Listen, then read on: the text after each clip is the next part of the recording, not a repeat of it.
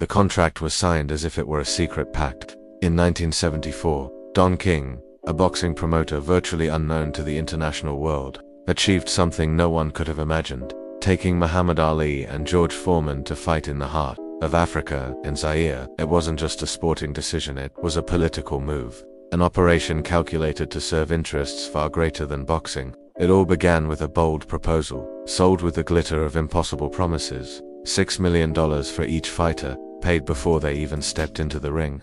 The catch is that no American or European sponsor wanted to risk that much money on an event with so many uncertainties, but Don King knew there was one man willing to bankroll the spectacle: President Mobutu Sese Seko, a dictator who ruled Zaire with an iron fist and wanted to transform that fight into a symbol of global power and prestige. The decisive meeting took place in Kinshasa, in a palace surrounded by armed soldiers. Mobutu spoke of boxing not as a fan, but as a political strategist.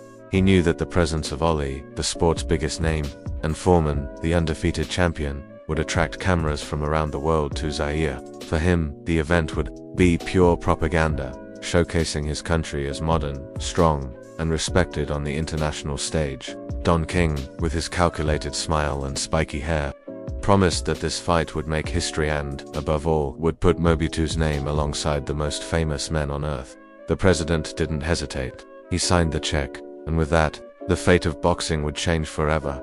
Soon, the city of Kinshasa was transformed into a gigantic stage.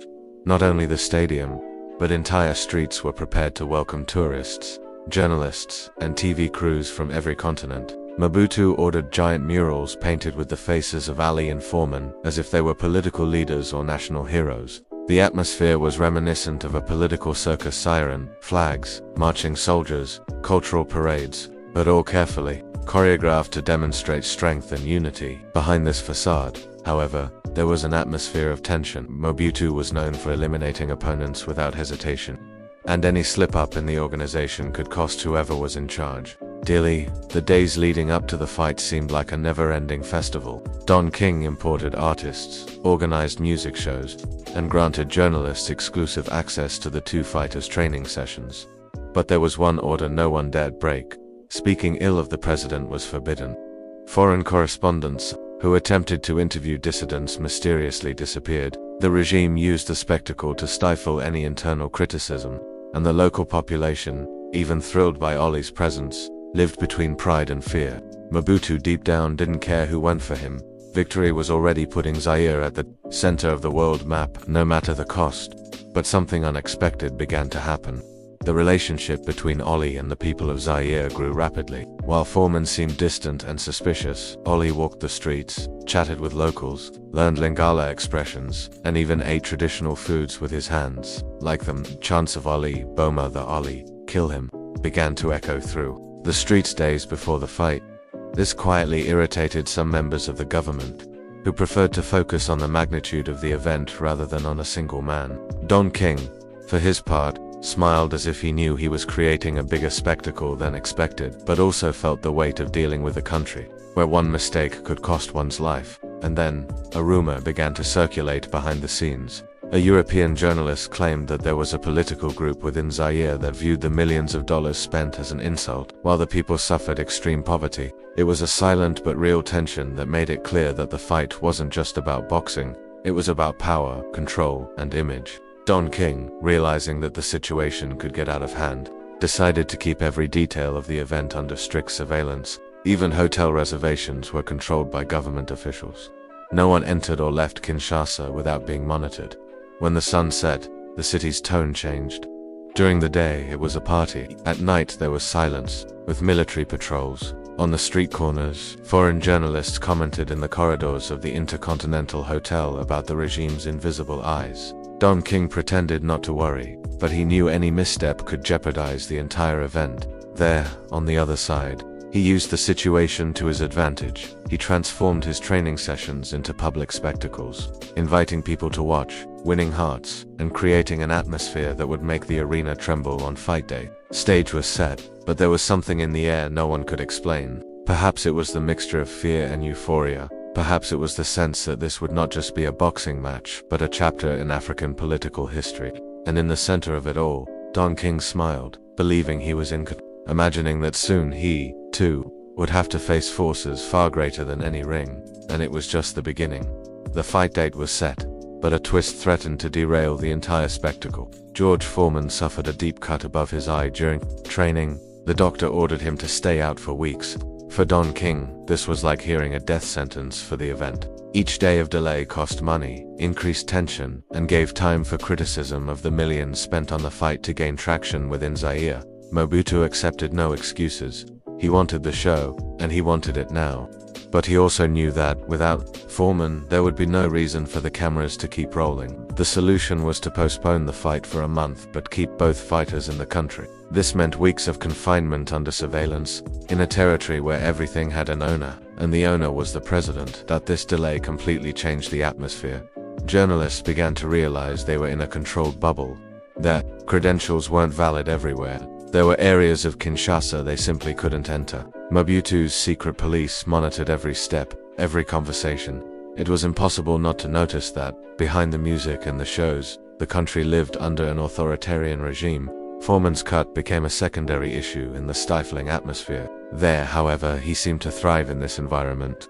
He mingled with the people, went to markets, made jokes, trained outdoors. Foreman, on the other hand, withdrew even further into himself, training in silence, suspicious of everyone, even Don King.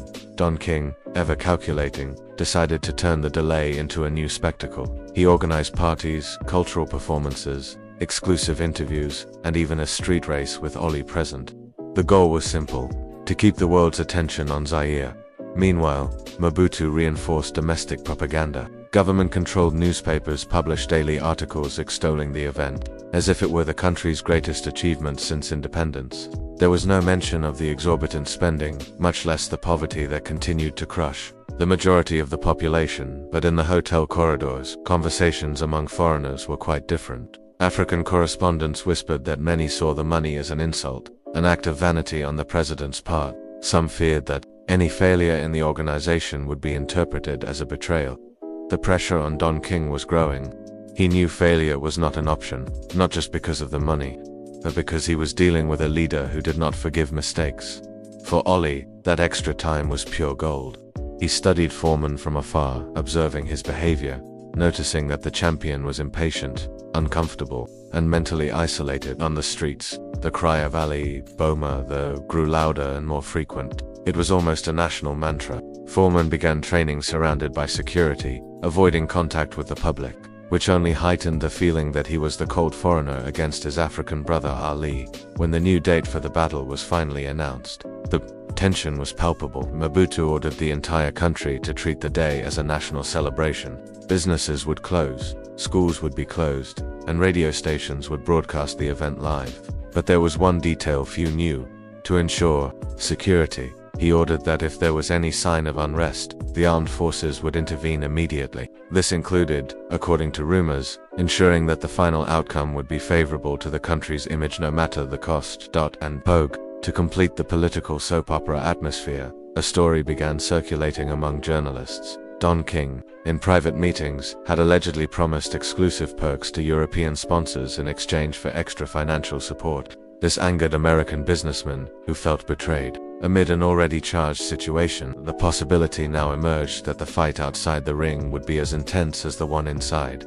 The countdown to the event was ticking, but no one was sleeping soundly. In the air, there was not only anticipation for one of the greatest fights in boxing history, there was the feeling that any spark could transform Zaire from a stage into a battlefield. And if you're hooked on this story so far, leave a like, subscribe, and turn on notifications.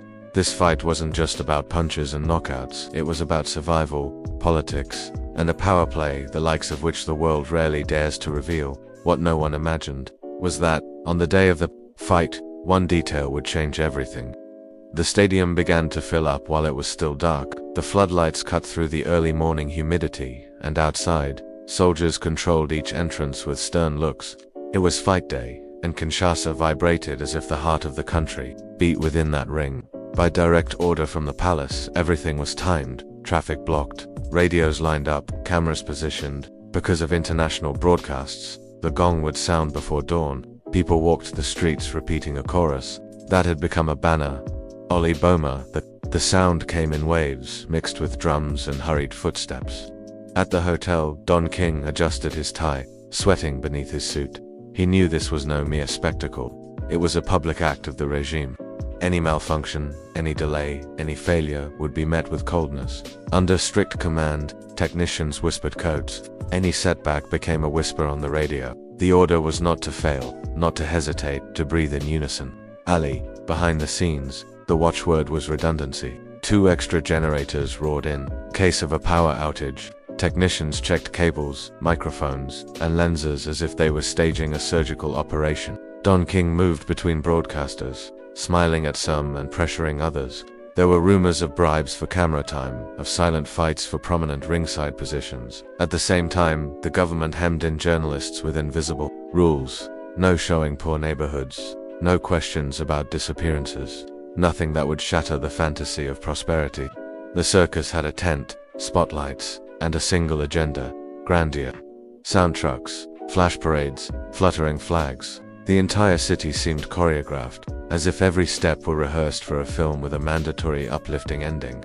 Under strict command, technicians whispered codes. Any mishap became a whisper. The order was to not fail, not hesitate, to breathe. In unison, Ali entered the stadium ahead of schedule, like someone inaugurating a house. He greeted security, waved to the stands, tapped the ropes, smiled at children on their parents' shoulders. He transformed the ring into a stage, and the stage into a square. A foreman arrived later, surrounded by curious gazers and hungry cameras. His face remained closed, his steps slow, a stony silence. When the two crossed paths, the arena breathed more deeply. Ollie spoke something low, almost intimate. Foreman didn't respond. The audience took sides without consultation. In the locker rooms, coaches discussed the weight of the gloves, the softness of the ropes, the distance between the corners. Government emissaries were observing everything, noting times, testing microphones. It seemed as if even the air was subject to authorization. Ollie joked. Foreman counted the seconds. 2 worlds colliding in the same square. And the rumor went around that the ideal result would be the one that preserved the country's image. No one spoke loudly, but everyone felt eyes on every corner of the arena. It is 4 o'clock sharp. The stadium silenced its drums to hear its own silence. The cameras focused on the center where the referee was checking gloves and looks. Around them, men in suits and radios whispered orders, while rows of soldiers guarded the passages. The anthem echoed, and for a moment the entire city seemed suspended in mid-air. Don King walked to the edge of the ring with a broad smile, but his clenched hand betrayed the fear of someone who knows any mistake will make headlines. Ollie tapped lightly on the ropes, testing their elasticity. Foreman rotated his shoulders. Like a heavy engine, when the referee called the center, the arena leaned forward. 2 faces, 2 stories, 2 projects of power. Ali performed the ritual of touching foreheads, whispering something only his opponent heard. The referee explained the rules in short sentences. The bell finally rose into the air. In the first exchange of glances, the stadium lights seemed focused on the fists. The audience didn't blink. The country held its breath. The bell rang, and for a second, no one reacted. It was as if the city was waiting for the first clue of fate. Ali took a short step forward, raised his guard, and smiled. Foreman responded with a measured, heavy jab that sliced through the air. Bodies began to converse before words could be spoken. Ali spun, calling out to his rival. Foreman advanced like a wall. The chants shouted instructions, and the crowd became a sea. All around, government officials evaluated contingency plans and emergency exits. The fight was political, economic, and media-driven. It was a real-time portrait of strength and narrative. Ollie knew he had to survive the opening minutes. Foreman wanted to command respect in the first exchange of strikes. When they touched the clinch, for a moment the entire stadium seemed to shrink, and there began the strategy that would change history, without anyone immediately realizing it. The next round wouldn't just be boxing, it would be a decision. The secret was in the ropes. In the next round, everything would be clear. Ollie pressed his back against the ropes, as if defying his own body's gravity. Foreman's first blows came like sledgehammers, hitting his torso, his arms, his pride. With each impact, the stadium roared, like a trapped animal, and yet Ollie smiled, chatted, taunted, held his rival's neck in the clinch, and whispered, "Is that all?" Outside, drums responded to the rhythm of the ring. Inside, cameras tracked the sweat glistening under hastily erected spotlights. Don King watched from the sidelines, calculating angles, headlines, and figures, while uniformed officials lined up like a stage set of power. The circus was complete. Giant posters, dancers, announcers, flashbulbs. But behind it, an entire country held its breath under the palace's orders. Ollie let his shoulders drop, bent his knees, pressed his back against the elastic. He seemed to be being beaten to measure. He seemed to retreat to choose the moment. Foreman hit beautifully for the camera and hard for the soul. It was just the beginning. Foreman bit down on the pad and doubled his hooks. Each blow seemed to knock a breath out of Ollie, but there was method in the discomfort. On the ropes, his relaxed body absorbed the impact. His chin was safe. His eyes remained alert. Ollie spoke to the audience, to his rival, and to the stopwatch. "You missed harder command." The chant of Ollie Boma that grew like a tide, pushing from the outside in. In the box, regime officials maintained their stony posture, but their sweat betrayed fear of a global network failure. Technicians protected cables, generators, and antennas like jewels. A logistical misstep would turn into political humiliation. Don King floated between press tables, smiling and demanding, while the stadium vibrated like a transformer at its limit. Foreman pushed, tested, imposed mass. Ollie, in turn, diffused the impact with centimeters and silence.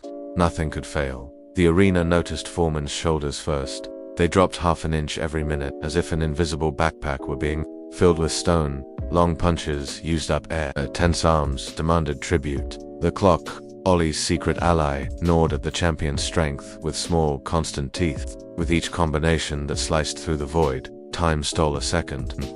Each clinch, Ollie breathed, leaned in, spoke. "It's tiring. It's going to wear off. I'm still here." Don King scratched his chin and sniffed out a comeback. In the hotels, editors in different time zones lined up headlines. In the hallways, palace messengers walked through doors with security messages. The fight was also a risk report broadcast. Live, time became a weapon. There was more at stake than a belt. Foreign delegations occupied seats of honor. Businessmen made promises in the shadows. Investors canvassed concessions. The fight was a showcase for a country that wanted to sell stability and power. Mobutu watched motionless, as if a blink could be interpreted. Around him, posters extolled the government, and cameras avoided any straying from the script. Meanwhile, Ali executed his survival choreography, blocking, gluing, locking, releasing. He tested his rival's timing like someone measuring the distance of a lightning bolt. Foreman persisted, because champions don't back down without an answer, but the right answer never came. In the corner, the trainer shouted, "Protect your body, lengthen the jab, don't take the bait," and the bait, discreet, was everywhere. The showcase could shatter. The round turned, and the air changed. Ali stepped off the ropes for seconds, landing 3 short, crisp, clean blows, and then returned to the elastic shelter. It wasn't an escape, it was an invitation. Foreman accepted immediately, driven by pride. His hands grew heavy, his steps stiffened, his breathing rasped. The cameras caught a rare glimpse, doubt in the champion's eyes. Don King noticed, Mobutu politics held its breath, and boxing took up the script. Ollie tilted his head, measured the distance, and muttered something only his rival heard. The entire stadium tilted with it, as if the stands might fall into the ring. In that instant, the rope ceased to be a shelter and became a catapult. The next blow would change everything. The blow sounded like a sentence. Foreman opened his guard for a moment, and Ollie unleashed short, sharp hooks, stitching the champion's jawline until his body lost its axis. A final straight punch pushed the night into his eyes. Foreman's legs searched for the floor and found none. The stadium held its breath, then exploded. Ali Boma that became a wall of sound. The referee began the count, and as the numbers fell, the camera closed on Ollie's face. Sweat.com Control 8 9 10. It was over. The ring shrank to a square of history. Don King raised his arms as if presenting a work of art. Mobutu, in the box, maintained his granite pose. The official message would be simple and powerful. Zaire was the stage for the impossible, and the world had to look at it. The rest police on street corners, censored newspapers, bleeding public accounts would remain outside the frame. Ollie was carried by the crowd before being surrounded by security. Government officials opened human corridors to monitor the triumph. Reporters fought for inches, microphones, and phrases. Ollie only said what he needed to: respect for his rival, gratitude to the people, pride in having won where he felt at home. At the same time, agents passed notes between producers, confirming interview times, exclusive lines, the text that would be preferable to repeat. The fight had an owner in the ring, the narrative, in the palace. Foreman emerged supported by arms that seemed too frail for the weight of a champion. There were no boos, there was silence. It was the silence that the great rarely hear when strength meets the wall of time. And time, that early morning, spoke with an African accent and the echo of a drum. Behind the scenes, the atmosphere was like a contract fair.